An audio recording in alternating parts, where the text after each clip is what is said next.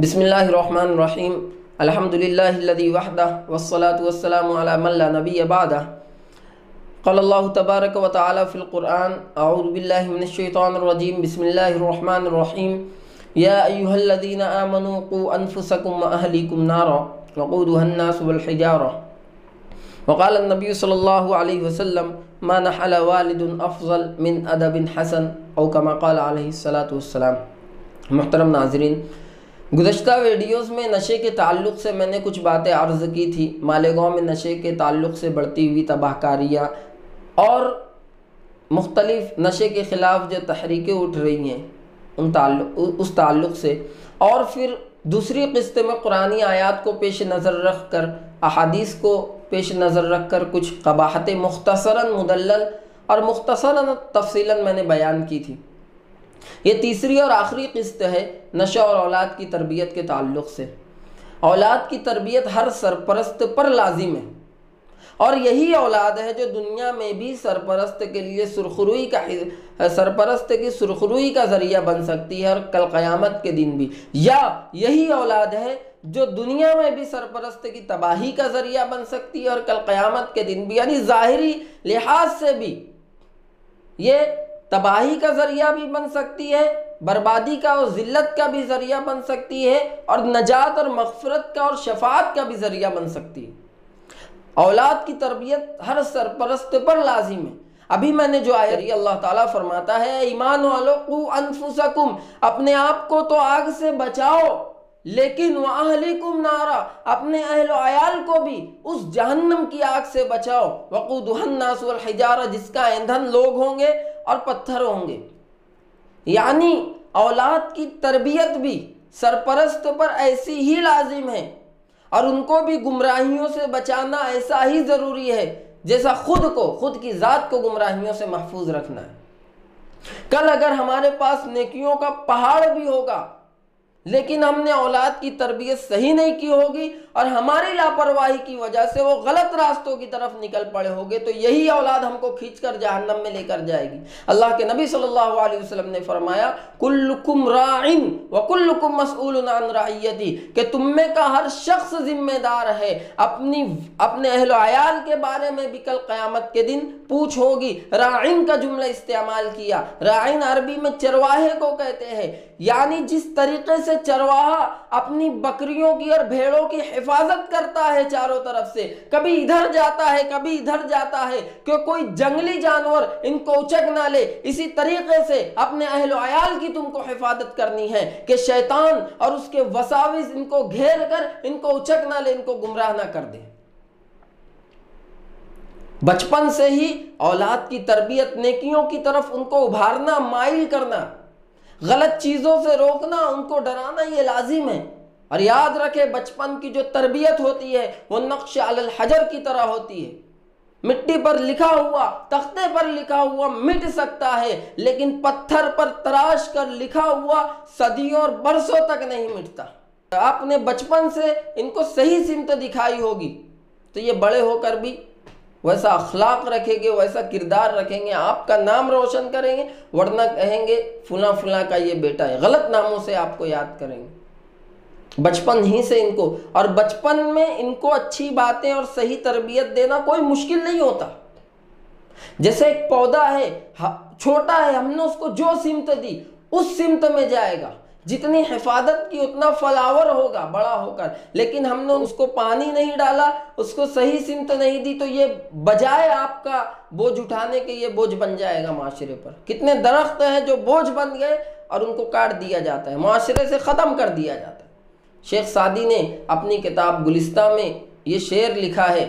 शेख सादी फारसी के एक बहुत बड़े शायर है। कहते हैं दरख्त है कि अकनू गिरफ्त पाए बने रुए शख्स बराए जाए, कि वो दरख्त जो अभी अभी जड़ पकड़ा है, एक शख्स की मामूली ताकत से उसको उखाड़ा जा सकता है। वो अगर हम चुना रोजगार हली बगर दू नशस बर न गुसली, अगर इसी तरह बरसों तक उसको छोड़ दिया जाए तो कई बैल गाड़ियों की ताकत भी उसको उसकी जगह से हिला नहीं सकती। सरे चश्म शायद गिरफ्तन बमील चुपुर शुद नशायद गुदश्तन बपील।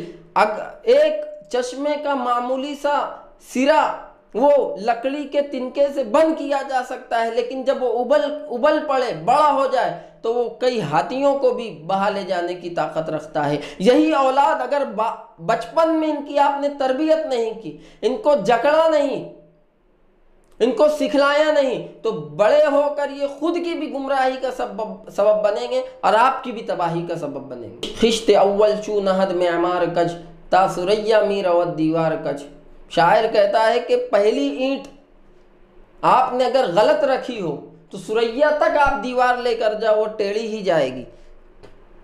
तो अच्छी तरबियत दीनी एतबार से और दुनियावी एतबार से, दुनियावी और उखरवी दोनों एतबार से बाप के लिए कारगर साबित होगी, औलाद के लिए भी कारगर साबित होगी। जो हदीस मैंने पेश की थी अभी, अल्लाह के नबी सल्लल्लाहु अलैहि वसल्लम ने फरमाया, कोई बाप का अपनी औलाद को इससे बेहतर आतिया नहीं हो सकता, कोई बाप इससे बेहतर आतिया नहीं दे सकता कि उसको अच्छे आदाब सिखलाए, अपने बेटों को, अपने बच्चों को, अपने मातहतों को अच्छे आदाब सिखलाए, उनको बुरे कामों से रोके।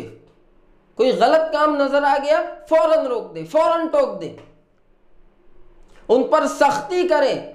बच्चा है, कल छोड़ देगा, बड़ा हो जाएगा, खुद सुधर जाएगा। यही वो बातें हैं जिसने मुआशरे को खराब कर रखा है, पूरी की पूरी नस्ल को बिगाड़ कर रखा है।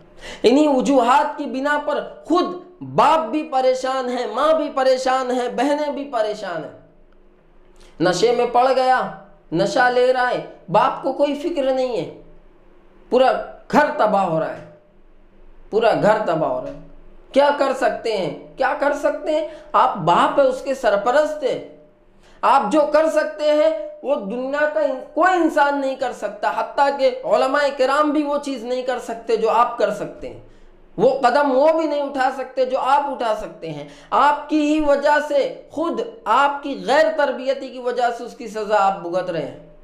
कितनी कितनी माएँ बहनें ऐसी हैं जो अपने बेटों की वजह से, अपने भाइयों की वजह से, जो नशे की लत में पड़े हुए पूरे घर को उन्होंने तबाह कर दिया, झाड़ू बर्तन करने गैरों के घरों पर जाती है। कितने बाप हैं जो बाहर मुंडे पर सोते हैं रातों में, कोई उनके पास जरिया माश नहीं है, कोई ऐसी सहूलत नहीं है जिसकी वजह से वो आसानी वाली जिंदगी गुजार सके, कोई सहूलत नहीं है, पूरा खानदान तबाह हुआ है। और इस नशे में पड़े हुए भाई को भी कोई फर्क नहीं पड़ता कि उसकी बिन ब्याही बहन घर में मौजूद है, उसकी शादी का साजो सामान कौन इकट्ठा करेगा, उसकी शादी कौन कराएगा, छोटे भाई मौजूद है, उनकी परवरिश और पर्दाश्त कौन करेगा। इसको कोई फर्क नहीं पड़ता कि उसका बूढ़ा बाप घर में मौजूद है, जिसने अपनी जवानी को कुर्बान करके, अपने खून पसीने की कमाई को एक करके इसको पाला पोसा, बड़ा किया, तालीम दी, इसकी शादी कराई और इसको अपने पैरों पर खड़ा किया। और आज ये बेटा उसके बाप की पूरे मोहल्ले में इज्जत ले रहा है और पूरे घर को बदनाम कर रहा है। उस बाप को भी कोई फर्क नहीं पड़ता जो अपने घर वालों को तबाह कर रहा है, अपने घर वालों को मोहल्ले में बदनाम कर रहा है और नशे की हालत में किसी चौक चौराहे पर बैठा हुआ मदहोश पड़ा है, जुए में सट्टे में अपनी औरत की महर तक हार चुका है। उसको भी कोई फर्क नहीं पड़ता, किसी को कोई फर्क नहीं पड़ता।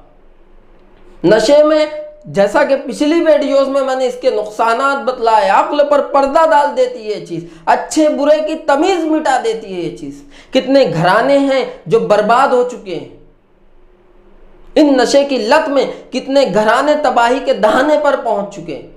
आपको पता है इस नशेबाज भाई की वजह से, इस गुंडागर्दी करने वाले भाई की वजह से इनकी बहनें बड़ी बड़ी उम्र की हो गई है, घरों में ऐसे ही पड़ी है, उनके रिश्ते नहीं आते। लोग आते हैं तो कहते हैं ये फूला की बहन है, फूला गुंडागर्दी करने वाले की बहन है, उनकी तरफ लोग मंसूब करके इनके रिश्ते नहीं करते।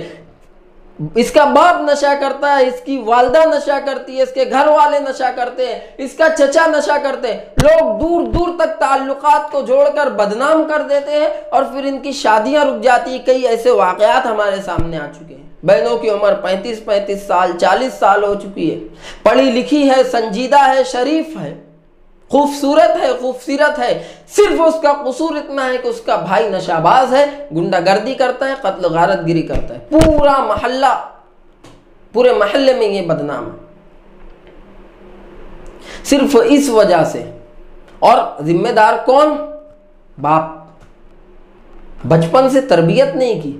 अगर तरबियत होती तो बेटा कदम कैसे बढ़ाता इस गुमराही की तरफ, तरबियत होती तो वो नशे की चीज को अपने लिए जायज कैसे समझता, वो इस गंदगी में कैसे पड़ता, उसकी कबाहत क्यों उसके दिल में मौजूद नहीं है। वजह यह है कि इसने उसकी तरबियत नहीं की।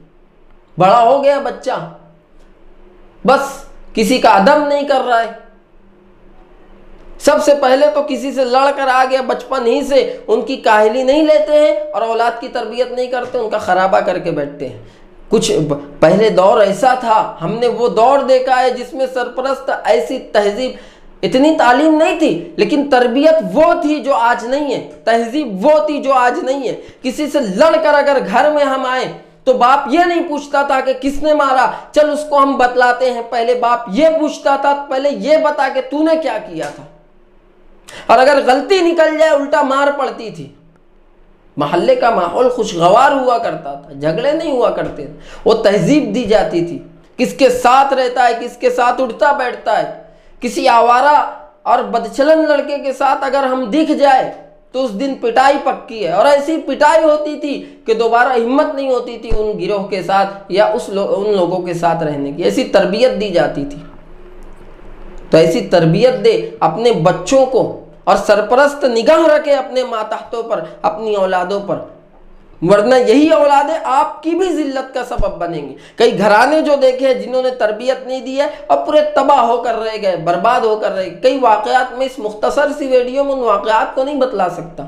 एक वाक़या जहाँ पर वो बूढ़ा बाप, गोली बिस्कुट की दुकान थी, बच्चे की शादी हो गई तो उसकी बीवी के साथ रहता था, नशे की लत में पड़ा, बीवी भाग गई घुसियाकर अपने मैके, बच्चे को लेकर चली गई, बाप की दुकान खाली, बाप ओटे पर सो रहा है और ये नशे की हालत में धुत कहीं और पड़ा है, पूरा घर तबाह हो गया, बर्बाद हो गया।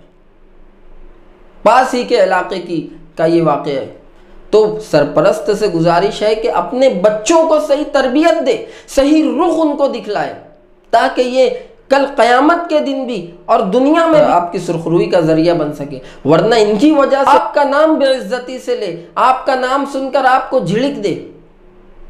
ये नौबत आने से पहले आप अब भी मौका है, जब आँख खुले सवेरा है, आज से ही अपने औलाद की तरबियत की फिक्र करें। अल्लाह ताला कौम के सरमायों की, कौम के नौजवानों की हिफाजत फरमाए, बातिल की साजिशों से हमारी हिफाजत फरमाए और इन नशावर चीज़ों को समाज से ख़त्म करे। अल्लाह ताला नेक अमल की हमें तौफीक दे। व आखिर दावाना अनिल हम्दुलिल्लाहि रब्बिल आलमीन।